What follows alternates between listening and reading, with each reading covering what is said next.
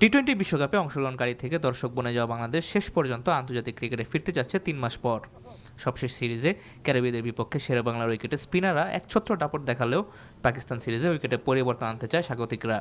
Spin সামর্থ্যে Bangladesh ও পাকিস্তান কাছাকাছি শক্তি হওয়ায় মাঝের দিকে ব্যাটিং সামলাতে ব্যাটিং অর্ডারে পরিবর্তন আনতে চান কোচ সিমন্স। ওয়ানডেতে মাঝের ওভারগুলোতে লম্বা সময় ধরেই আমরা যতটা ভালো হতে চেয়েছিলাম ততটা হতে পারিনি। লিটন স্পিন বোলিংয়ের বিপক্ষে আমাদের অন্যতম সেরা খেলোয়াড়, তাই মাঝের ওভারগুলোতে তার উপস্থিতি আমাদের জন্য সহায়ক হবে। আশা করছি এই সিরিজের উইকেটও অনেক ভালো হবে। এই সিরিজই আমাদের বিশ্বকাপ যাত্রার শুরু। স্বাগতিকরা বিশ্বকাপের প্রস্তুতির শুরু হিসাবে এই সিরিজকে দেখলেও পাকিস্তান অবশ্য 6 জন নতুন খেলোয়াড় নিয়ে বাংলাদেশে এসেছে। বাবর আজম দল থেকে বাদ পড়েননি, তাকে বিরতি দেওয়া হয়েছে। আমাদের এই দলটি রোমাঞ্চকর দল। আমাদের এখানে কিছু নতুন মুখ আছে যারা সায়েন্সের হয়ে ভালো খেলেছে। আমরা তাদেরই বাজিয়ে দেখতে চাই।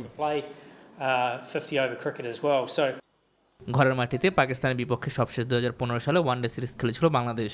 মাশরাফির নেতৃত্বে সেবার পাকিস্তানকে হোয়াইট ওয়াশ করার স্বাদ পেয়েছিল স্বাগতিকরা। নীলা মজুমদার, এনটিভি নিউজ, ঢাকা।